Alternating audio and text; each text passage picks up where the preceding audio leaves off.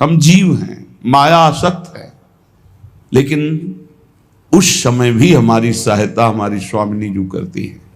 जब हम बिल्कुल स्वामिनी जू से विमुख होते हैं, विमुख ही थे, सन्मुख तो उन्होंने किया है, पकड़ के घसीटा तो उन्होंने हमें, नहीं तो मोह प्रपंच माया दलदल में ऐसे फंसे थे कि राधा नाम, वृंदावन धाम, प्रिया प्रीतम, ये सब स्वप्न में भी कभी नहीं। जागृत की तो बात जाने दो, स्वप्न में भी इतनी हिम्मत नहीं कि एक बार राधा बोल देते जीवन में। ये तो अहेतु की कृपा है हमारी स्वामिनी धुन। भगवत रसिक सहायक सब दिन, सब दिन शब्द का भाव, सहायक तो है ही, लेकिन सब दिन का भाव है कि आज हमारा भाव बन रहा है, कल बिगड़ सकता है। हम जीव हैं, माया ग्रसित है, आज हम ठीक हैं, कल गलत हो सकते हैं, लेकिन उस समय भी प्रिया जो नहीं छोड़ती, उस समय भी वो सहायता करती। वचन की शरणागति को इसने कहा है कि श्यामाजू का राज हम श्यामाजू के, इस बात का निर्वाह करती है, वचन शरणागति का निर्वाह करती है। फिर हृदय से जो शरणागत है, कहना ही क्या है, बात बनेगी जो किसी साधना से नहीं बनती। ये गुरुजनों के प्रताप से, आचार्य चरण के प्रताप से, अपनी स्वामिनी जी का स्वभाव जैसा जैसा अनुभव में वो दे रही, वैसा हम देख करके कह रहे हैं। बहुत करुणा समुद्र हैं, नेक हो नरिस, इस बात पर सदैव ध्यान रखना। और लाडली जू की ठसक का मतलब है लाल जू को अधीन किए रहना। सारी साधनाएं हरि की प्रसन्नता के लिए है, हरि प्रसन्न हो जाए सब काम बन गया। अगर हरि प्रसन्न ना हुए तो हमारा सब व्यर्थ गई साधना उपासना। जेहि विधि प्रभु प्रसन्न मन होई, हमारा साधन, हमारा आराधन, हमारे आचरण, जेहि विधि प्रभु प्रसन्न मन होई, मेरे प्रभु प्रसन्न हो जाए, हरिजू प्रसन्न हो जाए। मात्र लाडली जू के चरणों का आश्रय लेने मात्र से प्रसन्न नहीं, हरि अधीन हो जाते। यत किंकरी सुबहुसत, जिनकी दासियों की बहुत चाटुकारिता करते हैं, विनय करते हैं भगवान, ये वो पद है राधा दासी पद। केवल श्री जी के चरणों का आश्रय लेने मात्र से हरि प्रसन्न नहीं, अधीन हो जाते हैं, अधीन हो जाते हैं। ये वृंदावन असीम कृपालु जो ये महारस का परिचय प्रदान किया, श्री स्वामिनी जी के नाम और उनके चरणों का आश्रय प्रदान किया, बलिहारी है कोटि कोटि वृंदावन, वृंदावन के रसिक जनों की, रजरानी की, जो ऐसी अद्भुत बात की बात हृदय में प्रकाशित की। श्रीपाद प्रबोधानंद जी महाराज कह रहे हैं, जितनी जितनी त्रिभुवन में सब नवीन तरुणी रूपवती हैं, जो बड़े बड़े अपने लीला लावण्य से मुनियों के मन को मोहित कर ले,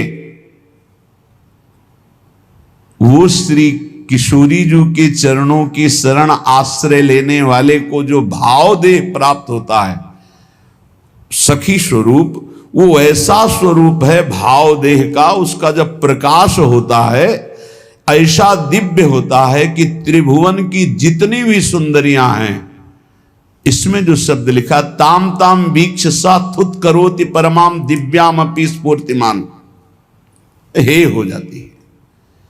त्रिभुवन की जितनी सुंदरियां सब हे हो जाती है, ऐसा स्वरूप है।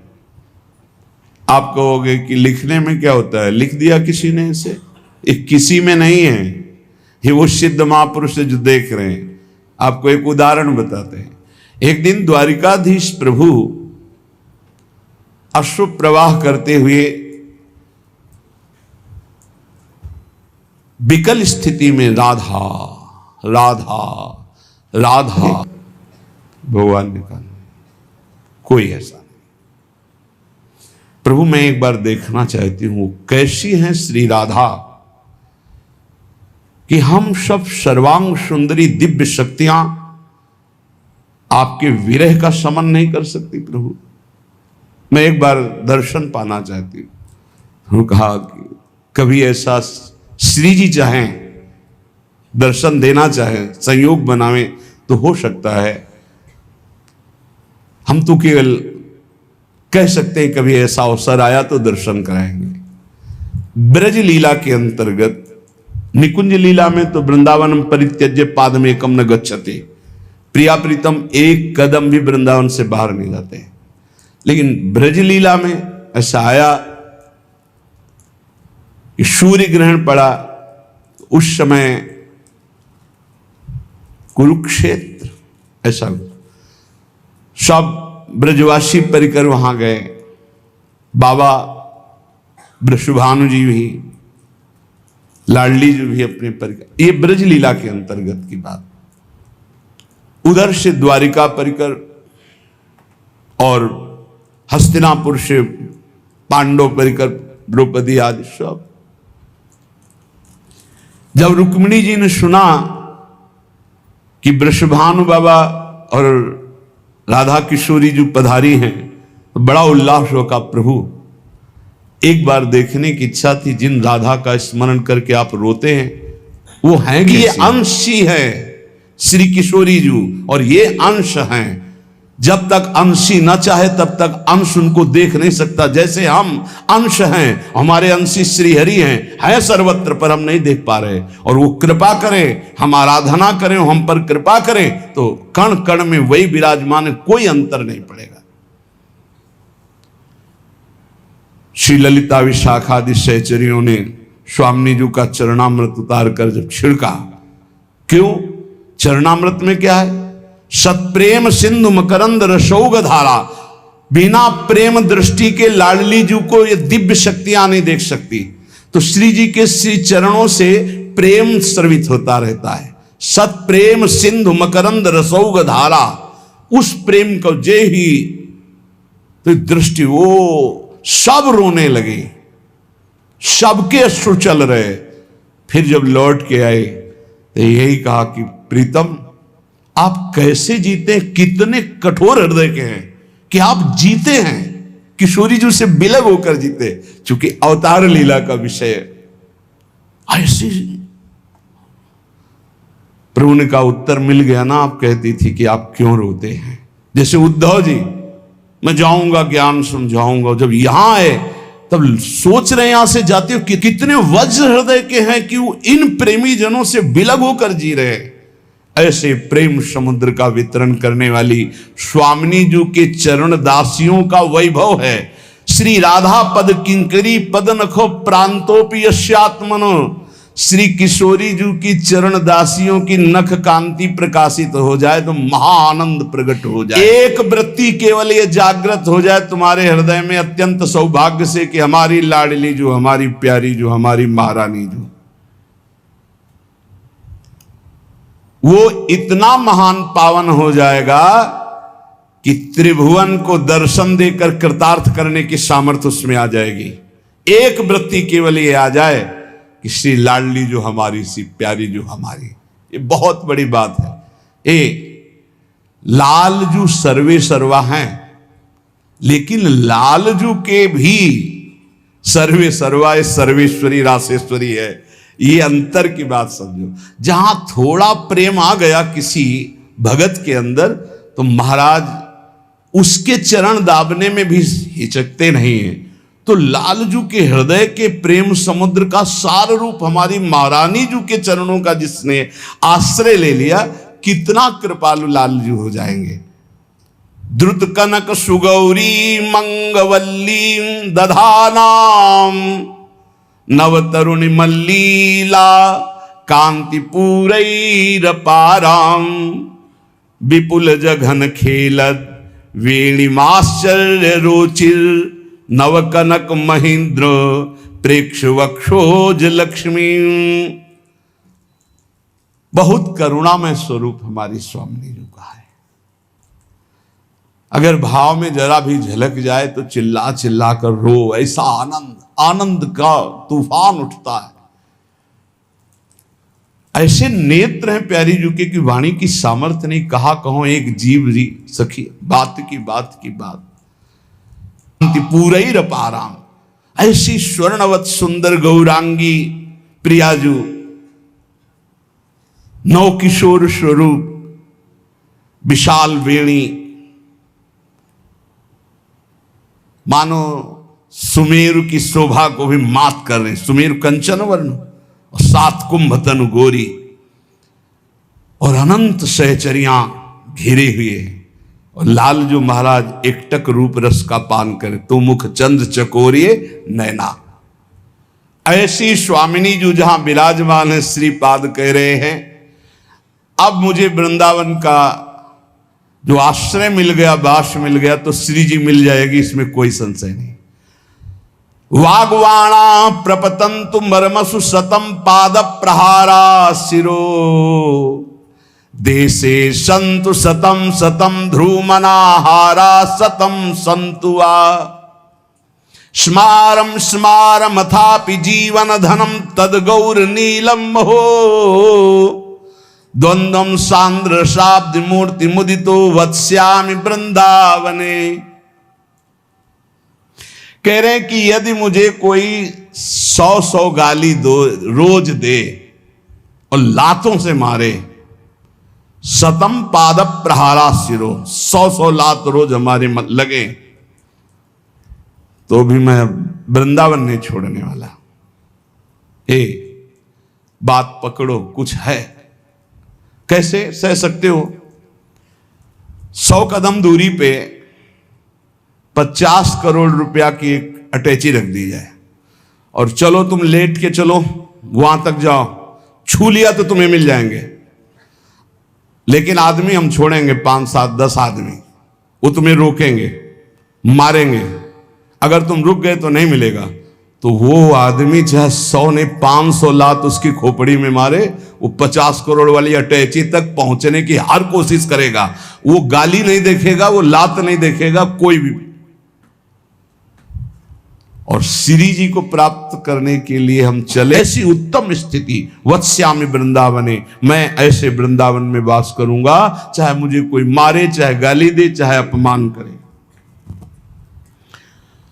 भुक्तम जन्मनि जन्मनि प्रियवधू चंदनाद्यम त्वया अहंकारस्तु न शांते वसुयसो ववर्जितम नाद्य तत्। बहुत सुंदर बात कह रहे हैं। अभ्यस्तात समस्त शास्त्र विततिर्मोहस्तु नास्तम गतस् तन्निर्विद्य समस्ततो भज महानंदाय वृंदावनम। जन्म जन्म में हमने बहुत भोग भोगे, काम भोग भी भोगा है, नववधू, माला चंदन, नाना प्रकार की सुख सामग्री, बहुत अहंकार था, बड़े बड़े पदों में गया, कुछ नहीं, आज फिर वैसे का वैसा हूं। भाई मेरी प्रार्थना मान लो ऐसे आप भी हो, कभी आप भी देवता बने होगे, स्वर्ग के भोग भोगे होगे, कभी नरक गए होगे, कभी नाना प्रकार की और योनियों में गए होगे, सब भोगा, सब कर लिया, भगवत प्राप्ति नहीं की एक बार भी। अब हिम्मत कर लो, बहुत शास्त्र पढ़ लिए, ज्यादा पढ़ने की जरूरत नहीं। कह रहे हैं अभ्यस्तात समस्त शास्त्र विततिर मोहस्तु, मोह ही होगा, अज्ञान ही बढ़ेगा। क्या अष्टांग योग में चलें कि ये सिद्धि प्राप्त करें, कि इस मार्ग में चले, कि इस मार्ग में चले। बहुत शास्त्रों का ज्ञान होना दुर्भाग्य ही है। कोई कह सकता है ऐसा कैसे कह सकते हो? क्योंकि वो निर्णय ही नहीं कर पाता मैं किधर चलूं। हजारों मार्गों का ज्ञान है, एक कदम नहीं चला किसी मार्ग में तो दुर्भाग्य नहीं और क्या है। निर्णय निकला, पूरा जीवन हो गया, हर किलोमीटर का ज्ञान है, हर रास्ते के, लेकिन चले एक कदम नहीं कि उस किलोमीटर के बाद फिर क्या है। अब गए ही नहीं तो अनुभव ही नहीं है। ऐसा शास्त्र ज्ञान किस काम? आपको भारत के हर मार्ग का ज्ञान है, किलोमीटरों का, लेकिन आपने यात्रा किसी भी पावन तीर्थ की नहीं की, तो बैठे बैठे इस ज्ञान से क्या आप परम पवित्र हो जाएंगे क्या? आपने कभी अवगाहन नहीं किया किसी तीर्थ का, किसी धर्म क्षेत्र का, किसी पुरियों का, धामों का, और आपको सब ज्ञान है। वो ज्ञान किस काम का? हलवा की पूरी प्रक्रिया बनाने के आप एक सांस में बता जाओगे, लेकिन कभी बना के पाया? बोले नहीं, तो फिर मतलब क्या रहा? ये शास्त्र ज्ञान तभी सार्थक है जब भगवत साक्षात्कार करो। तो अस्तो मां सदगमय, असत से सद की यात्रा करो, या सद स्वरूप का विस्मरण करके असद में रत हो जाओ जन्म मृत्यु के चक्र में। 84 लाख योनियां हैं कर्मानुसार। इन 84 लाख योनियों में जीव भ्रमित होता है। इस योनि में एक एक योनि लाख लाख प्रकार की है, एक योनि लाख लाख प्रकार की है।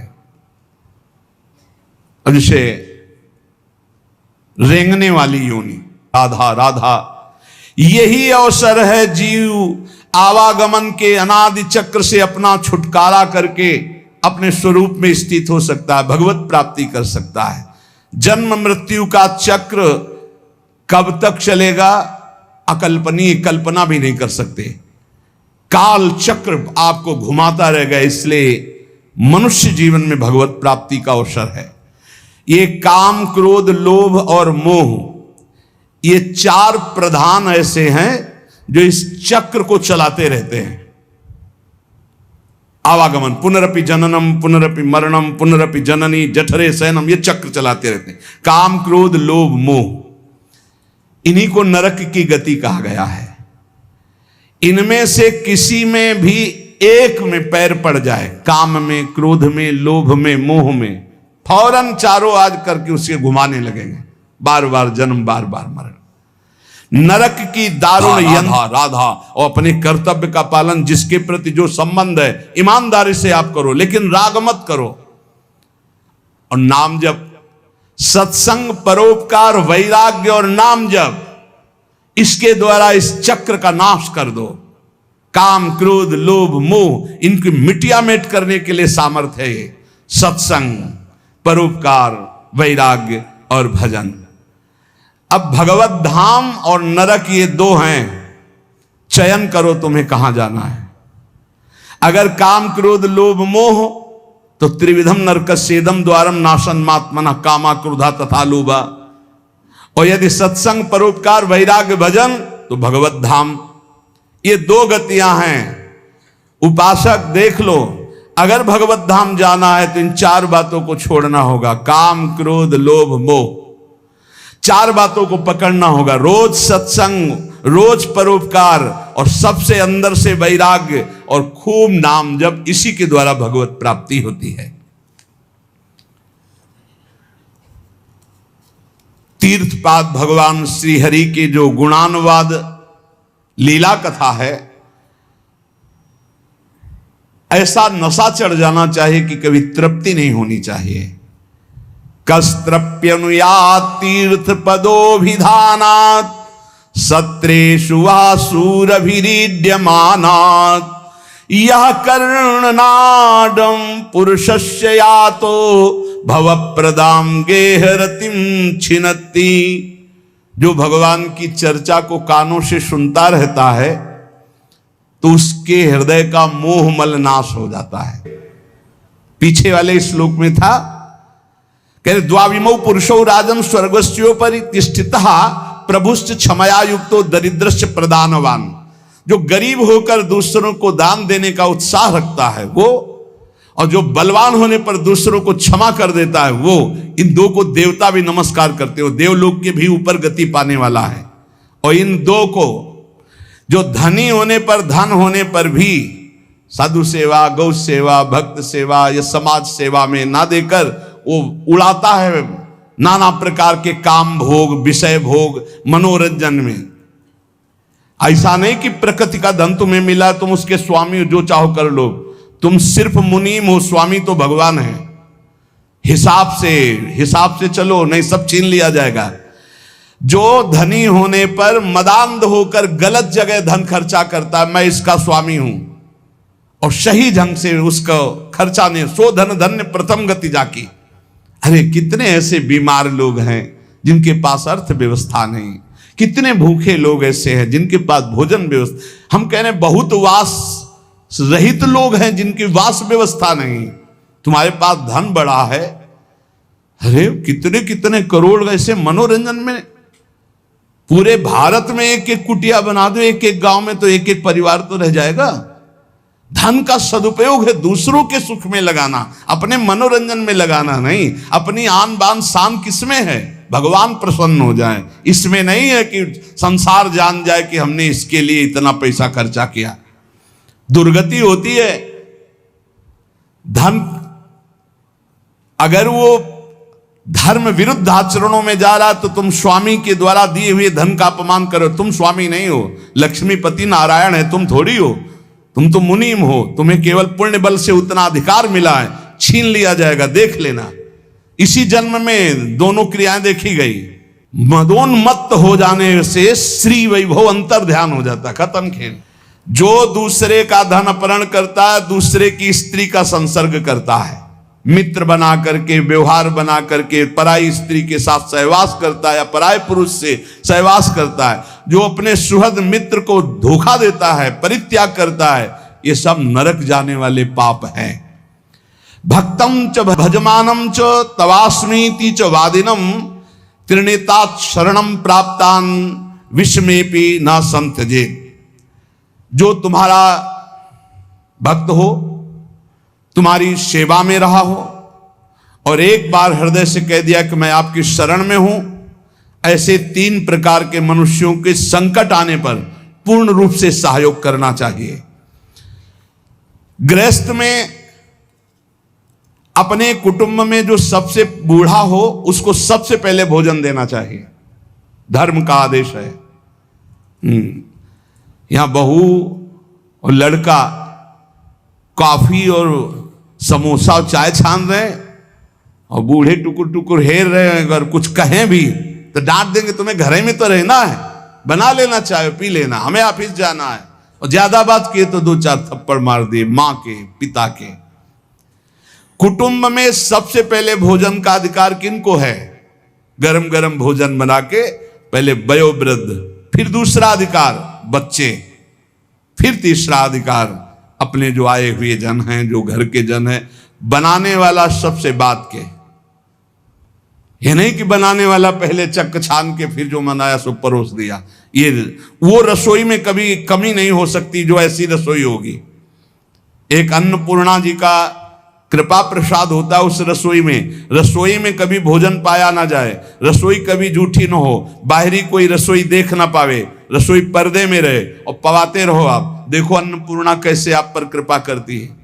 लेकिन यहाँ तो ऐसे दलित दुराए की हद है, हद है। वो उतार के रखा, धुआं निकला, मुंह में डाल के खा रहे हैं, वही खा रहे हैं, परोसा। ना भगवान से मतलब, ना भगत से मतलब है, ना बूढ़ों से मतलब है, ना। ऐसी दलिद्रता छाई हुई है रसेंद्री जनेंद्री की, पूछो मत। भोजन का पदार्थ ना हो जो किसी को न दिया गया हो, छुपाव नहीं होना चाहिए। रसोई में जो बने सबको, पंगत में जो परोसा जाए सबको, नहीं परोसा ही ना जाए, ध्यान रखना। नहीं, इससे अपराध लगता है। 20 को कुछ और, 30 को कुछ और, 50 को कुछ और, ऐसा एक मुखिया मुख सो चाहिए, खान पान सो एक। घर में जो चीज बनाओ वो सबको बराबर दो। ऐसा नहीं होना चाहिए कि आप अपने लिए कुछ अलग, उनके लिए कुछ अलग। जब अपनी मोह वृत्ति होती है, सत्संग का ज्ञान नहीं होता तो अलग